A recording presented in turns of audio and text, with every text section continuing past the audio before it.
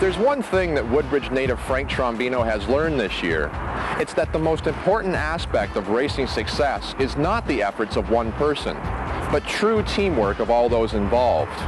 And if there's one thing that Frank's fans and his competitors have learned, Frank Trombino is fast. Just how fast?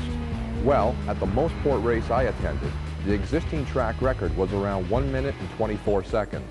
After qualifying, Frank had broken that record, and if that wasn't enough, he broke that record yet again in the final race. In doing so, Frank won his first national Canadian superbike race.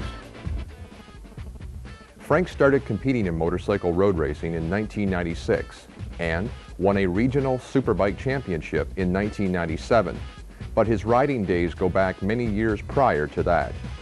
Back in 1988, I was into the dirt, but I was also already a fan of street bikes. My brother had a GSXR 1998 back then, which I loved. I mean, he'd leave it at home. I was only 15 years old, so as soon as he'd take off to work, I'd be skipping school, stealing the keys, and putting it in, and off I went. I remember putting on this jewelry, so as soon as I pulled up beside the police, they wouldn't think I was underage to be driving because I looked so young.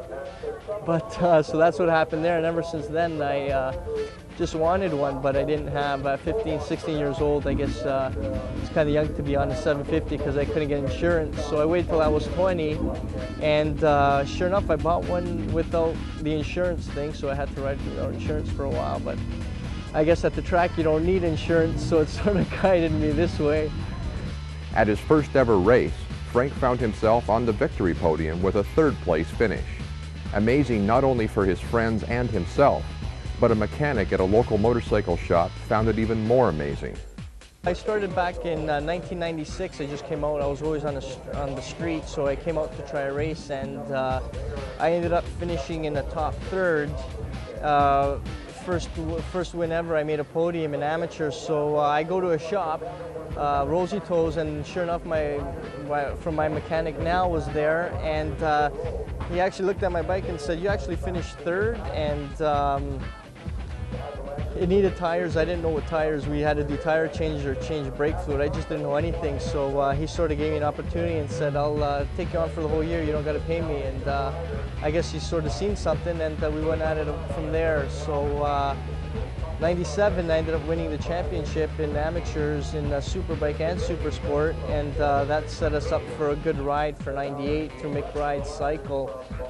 They sponsored me because I guess I didn't do any nationals, so no one would even look at you back then if you didn't do any nationals. So with the support from McBride's, really helped out because we were already getting on the podium. We were getting third places, so obviously I got approached by the other manufacturers, and that's when I was up for a ride, so I knew we were in the ballpark to become a factory rider.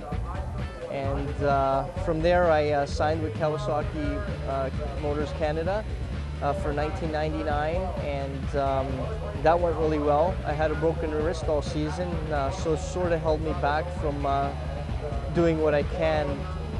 Their motorcycles were great, and we ended off the year with, I believe, a 5th overall in a superbike, 6th overall in superbike event.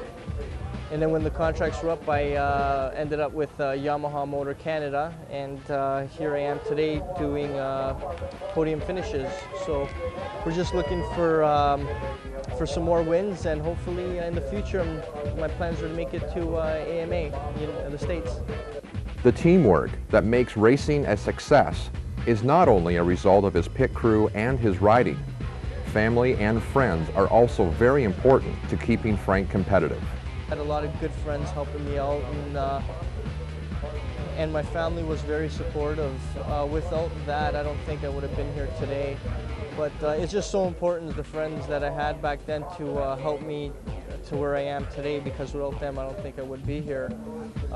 There's been a few changes through the years with pit crew, and my pit crew are all my good friends, and one thing you never do is forget about them, and which I never have.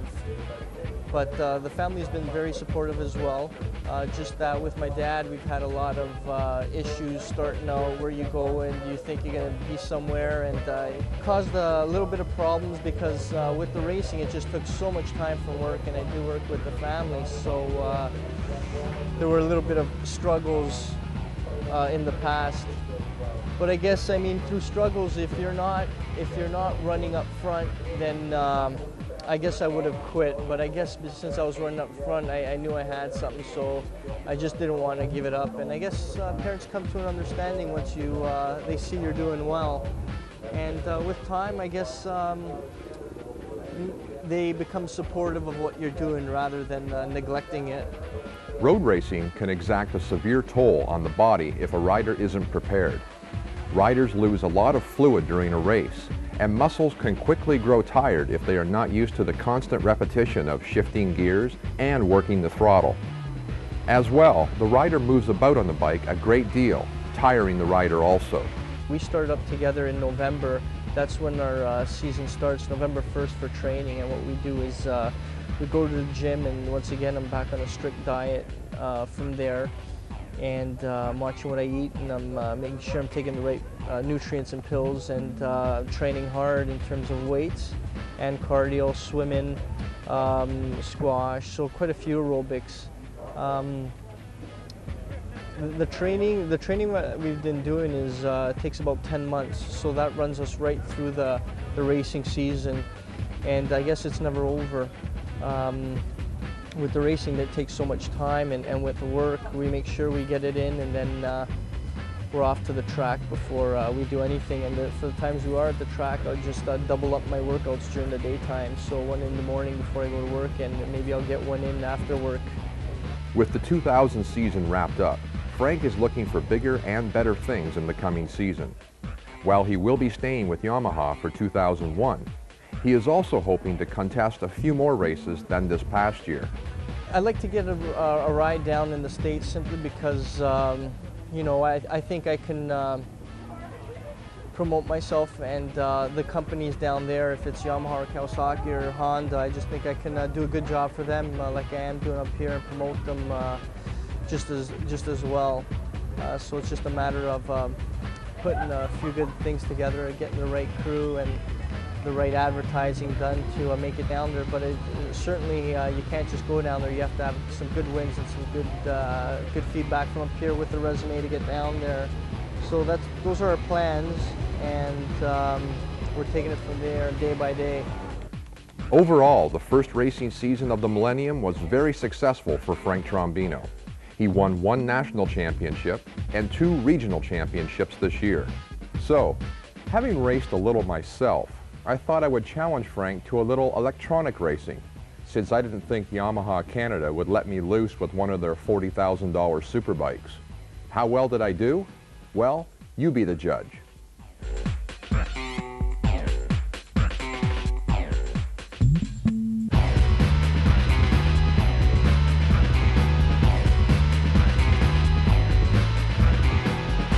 In Woodbridge, Scott Evans, Rogers Television.